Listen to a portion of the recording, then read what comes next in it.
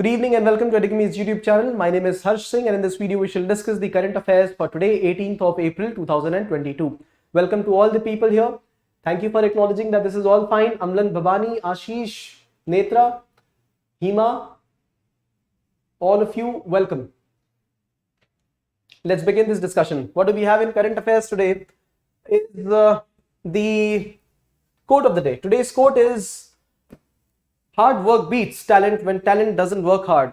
Quite a few people moving around, talented people having enormous potential, intellectual, physical, emotional, however, not being able to help themselves just because they did not work hard. On the other hand, people who have worked hard, they've worked harder to become even better than the people who were naturally gifted. And this is where people like Elon Musk, also in controversies with Twitter and all, but then also people like Elon Musk say that if you work 1.5 times more than the person who's been working regularly, you'd at least go 1.5 times farther than those people in a year's time. If you work Saturday and Sunday, that is the difference that the person who works hard makes. And this is very much applicable for people who are preparing for competitive examinations, UPSC examination. Nobody apart from you, better than you, can understand this. Now, if you like this initiative, share some love through likes, comments and shares. We will cover quite a few articles today, some interesting ones. The first one being poverty in India. We will understand why World Bank and IMF have said that poverty in India has reduced, especially extreme poverty. Some intricate details about it, interesting facts. Also could be asked in pre-exam. The second is standing deposit facility. We have understood about this, a quick update on the same. The third one is parliamentary committee report on credit card, providing credit card to MSME owners. The fourth one is Cyclopean Wall in Bihar in news because of UNESCO World Heritage request. E-Dar portal, global network of silk cities, Vaquita, porpoise, critically endangered species, and then library on wheels from Dumka in Bihar. So let's begin this discussion. Poverty in India has been a topic of news these days. IMF releasing a paper saying that the extreme poverty in India has remained within and below 1% of India's population, and this has been the state even during the times of pandemic, and therefore possibly India's extreme poverty has declined, and then possibly we need to upgrade or set the benchmarks higher for extreme poverty now onwards, so that the status of people, the socio-economic deprivation capturing status has better targets in the future. So now World Bank also has started to say that yes, they have seen a decline in poverty in the country. So a quick analysis of the report first. The report says, this working paper which has been written by people in World Bank, it says that extreme poverty in India is 12.3 percentage points lower than 2019 than in 2011. So 8 years of gap, and extreme poverty has declined with time. And the decline has been more in rural areas. In rural areas, the decline has been from 26% to 11%. And in urban areas, decline was from 14% to 6%. That means urban poverty has been lesser than rural poverty, and the decline has been more in rural areas. So this is one thing to analyze. The second thing to understand is that the real income of people has increased with time, all right. Their consumption expenditure has increased with time. These are the three important indicators which indicate that poverty has declined. However, there were two times when the report says it was analyzed that poverty increased. One was the urban poverty, which increased during the times of demonetization 2016-17, and the second was 2009, the times where there was a global slowdown in auto sector, slowdown in real estate and the complete market, 2019, and that was the time when the poverty did pinch people in rural areas. So these are the two times when poverty acted as a hindrance. Now this is where it made me think, what is the reason that poverty is declining? And I did ask a question like that. One of the reasons is, yes, availability of Prime Minister Garib Kalyan package and the distress help provided by the government during times of COVID crisis. So we are speaking of the Garib Kalyan package. However, there are other reasons also, statistical reasons, which can conclude that India's poverty was not as aggravated as it was demonstrated to be like. Right? So this is about statistical methods. The first method that was used up till 92-93 was the method called as uniform reference period. So just be with me. In 2 minutes, I will explain to you what have been the three different modes and how has it led to different calculations of poverty. So uniform reference period was being used previously. Later on, mixed recall reference period was used, and now we are using MMRP, which stands for Modified Mixed Reference Period for calculation of poverty in the country. The first one simply states that uniform reference period is used, a period of 30 days, and the person has to recall what was their expenditure. So in the survey, a person would come to us and ask us, what have you consumed in the last 30 days? And this would be the uniform reference period, right? Reference period would be 30 days and uniformly it would be carried out. The second one is, and this was later switched with the mixed recall reference period. That means the strategy for calculating poverty, it was further sharpened. What was the difference here? Here, two parameters were used. First was uniform reference period of 30 days, and another parameter used was the 1 year recall, a 1 year recall as well. That would be for some specific products for which one would not consume every time. For example, daily consumption is that of rice, wheat, food basket things, and some entities. But then there are consumptions of articles, for example, entities like footwear, entities like clothing, entities which relate to health and education of children. These are used lesser. So for them, there was another basket created, and this was also a part of the survey. So this is the mixed recall in which both of them were taken, both the parameters were taken, and then it resulted in decline of poverty. It did result in decline of poverty later, and later on this system was further refined where modified mixed recall was used. Modified mixed recall, that means recall of people would recall what items they have consumed in a month. That was uniform reference. And in mixed, people would also recall over a longer period, say 1 year of period, and they would recall those items which were less consumed by them. But then a mixture of both of them would result into poverty calculation, right? Depending on how much they have consumed. In the modified system, the system was such that the tenure was reduced for the recall.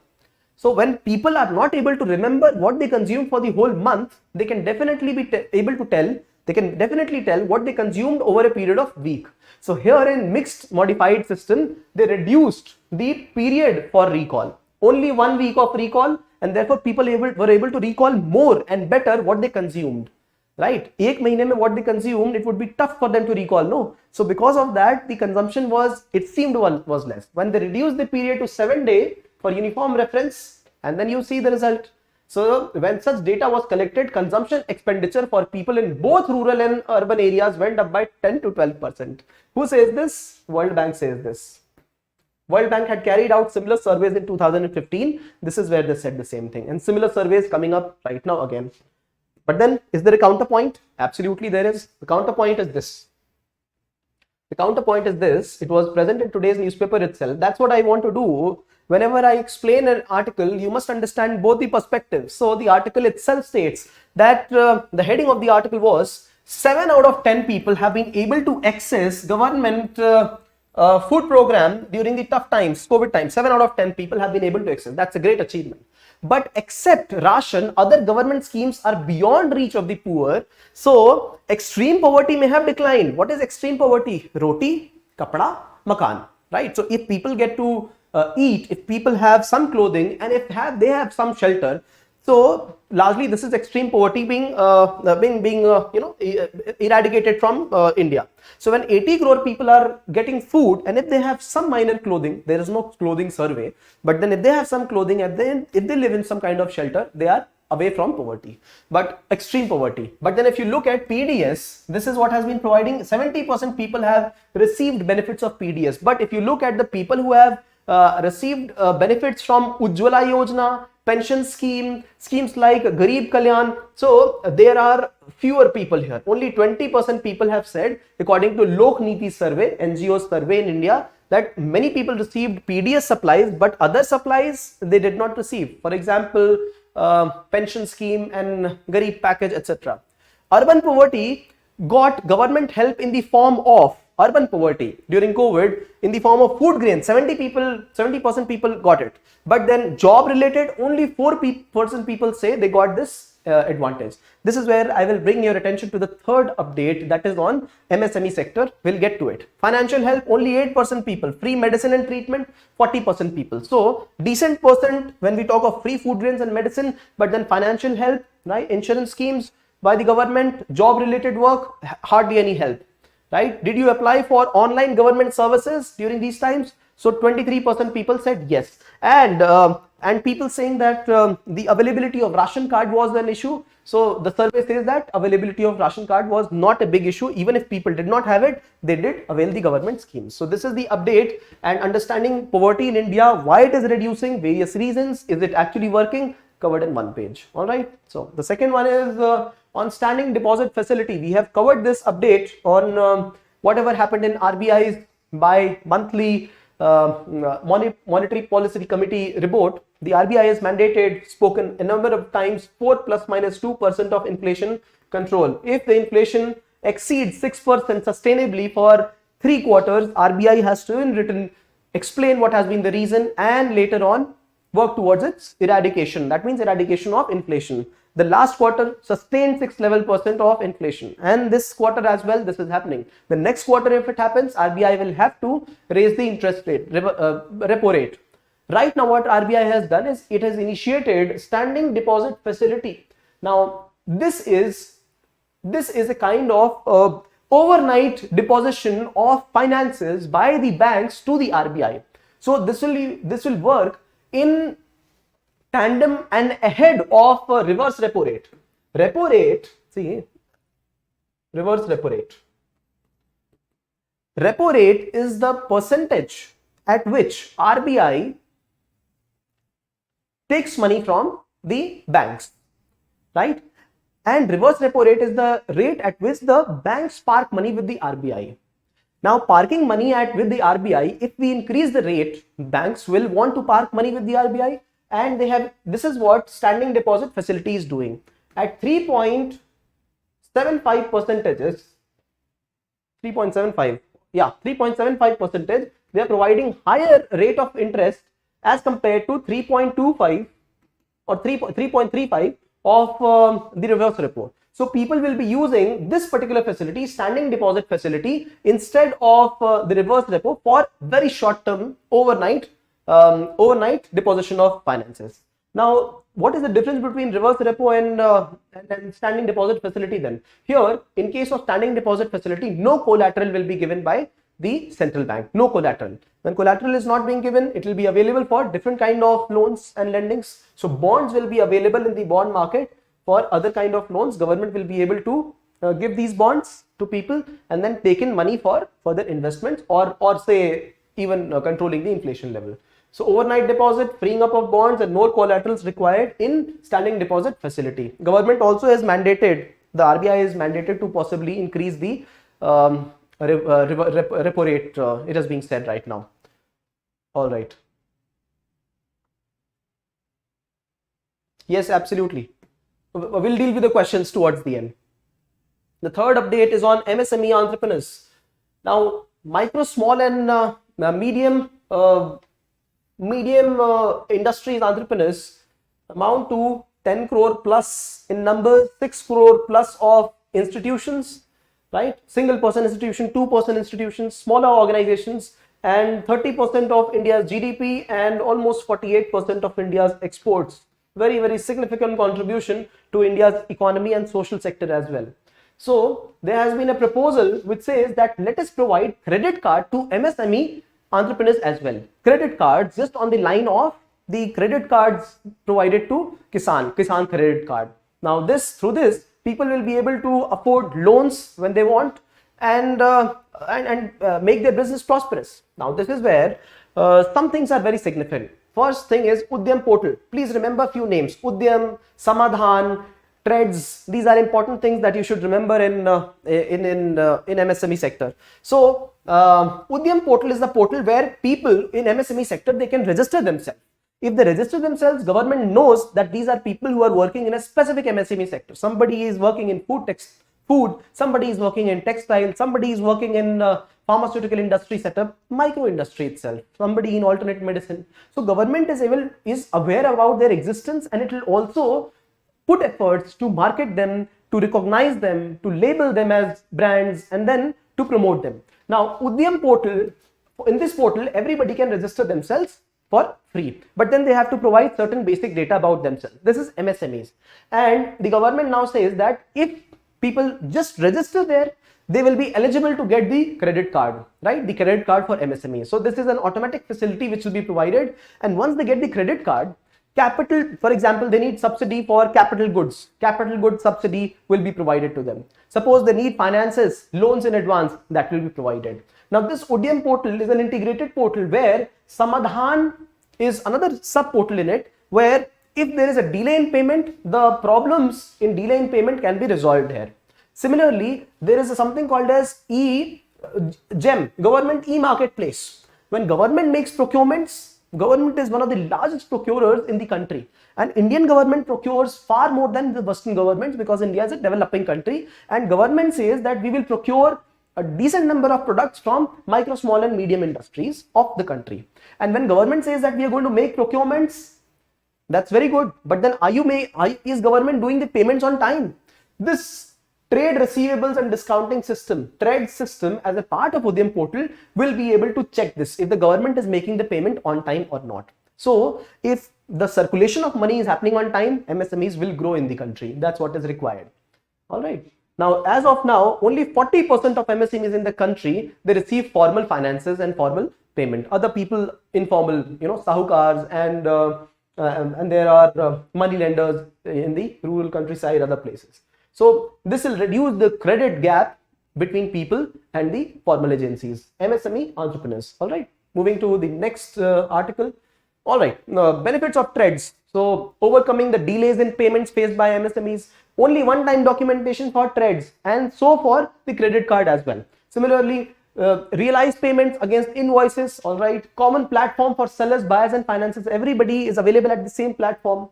Collateral free finances, yes, that is there. Collateral free loans to people up to a lakh rupees or something like that, and then if they pay on time, then interest subvention for the things are facilitated. Eliminates the paperwork, good enough. Cyclopean Wall. Now this wall does exist in Bihar and said to be during the pre-Ashokan times, the times of Bimbisar and times of Ajatashatru. Bimbisar, Ajatashatru, their capital being at Rajgir in Bihar. This wall has supposed to be constructed around 2006 years back, and this is around 45 kilometer long wall, just like a protection to the empire, and this is where the Bihar government has requested for UNESCO status of this particular institution. If UNESCO's heritage status will be provided, then there will be further fundings. If there is further funding, there will be beautification of the project, there will be further advertising, people will come for destination tourism here, and this will prosper the economy of the place. Noteworthy to mention is today is also the World Heritage Day. How many World Heritage UNESCO recognized monuments do exist in India? 40.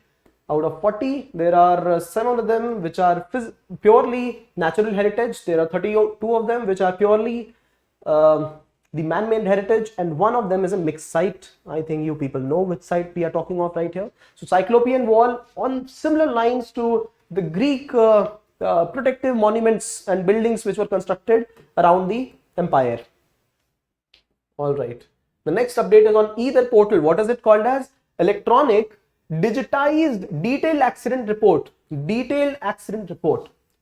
E-Dar portal. This portal, established with the help of Ministry of Road and Transport, the prime idea is to geotag the place where accident is happening. The people who have been party to the accident, and the number plates of the vehicle. Now, what is the idea here? The idea, and this will also be related to the first information report.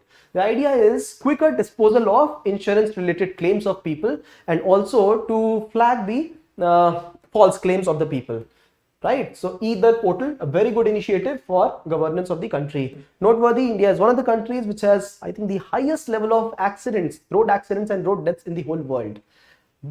Contrary to the opinion that where fast cars are driven, accidents are more, The opposite is actually true. Developing countries are the ones which face maximum number of accidents around the whole world. And the people who are killed in accidents majorly are those who are pedestrians, people on cycle, people on foot, people walking on footpath or on two-wheelers. So please beware of these kind of accidents. India, notorious place for road accidents, and either portal trying to simplify the claims of the people who are victims or their kith and kin. All right. Integrated road accident database will be created. Also will be integrated with Vahan portal of the regional transport organization. So geotagging is a great way forward for this. We are talking of detailed accident report, DAR, either. Okay. Second update, the third update is on global network of silk cities, an association of I think this is an association of 13-14 cities as of now, of which Bengaluru has become a part. Bengaluru, and taken from 9 countries. India is one of the destinations for formation of silk thread, and so Bengaluru now, and then possibly next place of significance would be Murshidabad from Bengal. So this is one update. Protection of silk heritage is what has been the aim of global network of silk cities. They will also be able to market the silk products. India has got primarily 5 varieties of silk in the country, and this is a very interesting process of formation of silk thread. So when these the small moths, when they eat the leaves of any plant, any tree, for example mulberry, so this is how when they eat it, and they cover themselves around a cocoon, and after that the moth has to die. If the silk has to be created, the moth is inside it, and they weave around themselves a cocoon, and this cocoon is later processed to create the weave, right? So this is the process of silk formation from the moth, and you can see a loom working to create these silk textiles, sold anywhere between a few thousands to even lakhs of rupees in the country. There is Tasar silk, Muga silk, Eri, quite a few varieties of silk, global network of silk cities. The next update is of Vaquita porpoise. This is one of the mammals, one of the most endangered mammals that is supposed to exist in the world. And this is critically endangered species. The photo that you are able to see, there are only 10 of these kinds. So one reason for its extinction, almost close proximity to extinction, is that it has got a smaller range. Range is the distance which is the home to the particular animal. So tiger's range is huge. A lion's range is also decently big enough. But for this mammal, the range is small. And since the range is small, if the place is vulnerable to the population surviving, it would be detrimental to the population. And this mammal largely found at Gulf of California in Mexico, not Gulf of Mexico, but Gulf of California and Mexico, the western side of the continent. The population has declined in the last 2 decades to 98%. So around 600 in number existing then, and right now the number is less than 10. 10 is the number that has been found. So also in news quite a while. So Vaquita porpoise, most endangered marine mammal, smallest range, illegal. What are the reasons for its being becoming extinct? Is illegal fishing, ineffective conservation methods, bycatch, habitat fragmentation. Bycatch means this was not intended to be caught, but then it is getting caught because other species are getting caught, and then this also gets entangled and dies eventually, right? So habitat fragmentation, bycatch, conservation measures are less, illegal fishing, and sale of the meat of Vaquita porpoise. So what is Vaquita porpoise? I hope you will understand. This is where the case study for today is on a very beautiful image. This is that of Library on Wheels. During the time of 1950s, this was inaugurated as one of the vehicles through which people could read books. This vehicle would move around in places and people would read books. And now there's an exhibition in Jharkhand, in Dumka, the state's, what is it called? Ranchi is the capital of Jharkhand. However, Dumka is the sub-capital of Jharkhand, sub-capital. So that's where the whole vehicle has been renovated for it to be shown as a showcase of what is possible with education. The vehicle, interestingly, also has a small way in which cycles could be tied up at the back. So in case there is a forested area park the vehicle and take the books further inside with the help of the bicycle. And interestingly, India does not have this system, but countries, developed countries around the world, they far more help the bicyclers. How do they do that? In front of every bus, one can put their cycle and then get inside the bus, hop in, reach their destination 20-30 kilometers ahead and start cycling again. This is present not only in rural areas but also in urban areas. New York, San Francisco, Los Angeles, Chicago, all the cities that you speak in America, they have this kind of facility. So bus has this facility, and even in metros, one can take their bicycles in some limited time, not in the peak hours, but in limited times. So these are great case studies of accessibility wherever there is a demand and wherever there is a will. All right, so this is the case study of the day, that is Library on Wheels, and with this we come to the conclusion of today's current affairs. We will quickly meet in the other video, that is on feature news of today. The feature news is on one nation, one gas grid policy. All right. Oh, let's look at the questions. Arima, good evening to you.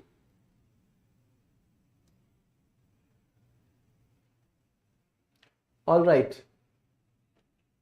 What are the questions here?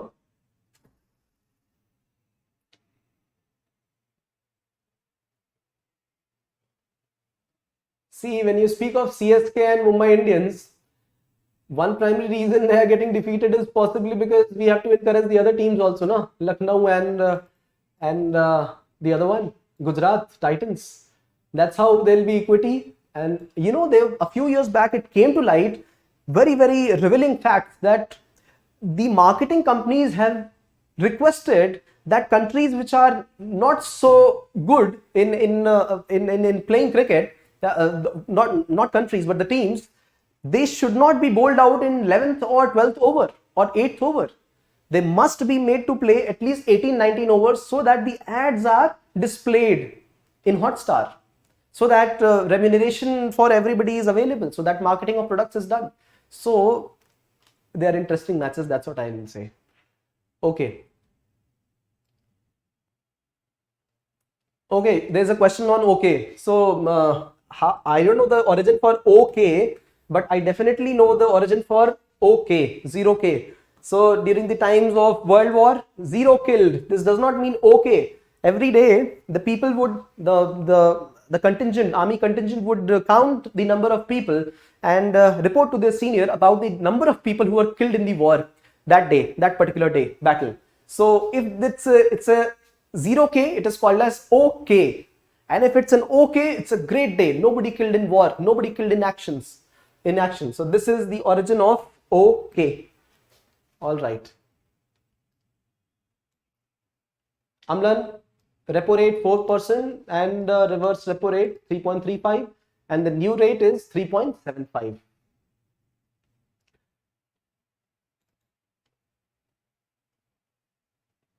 Repo is the rate when bank borrows the money from RBI.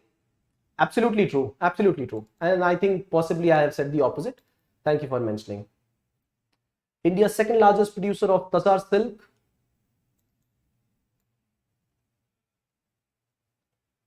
Okay, where? Okay, nice. Thank you for acknowledging this. All right, so let's quickly meet in the other video, that is on the feature news for today.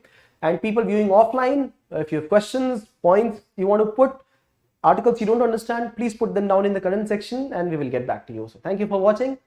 Thank you for participating.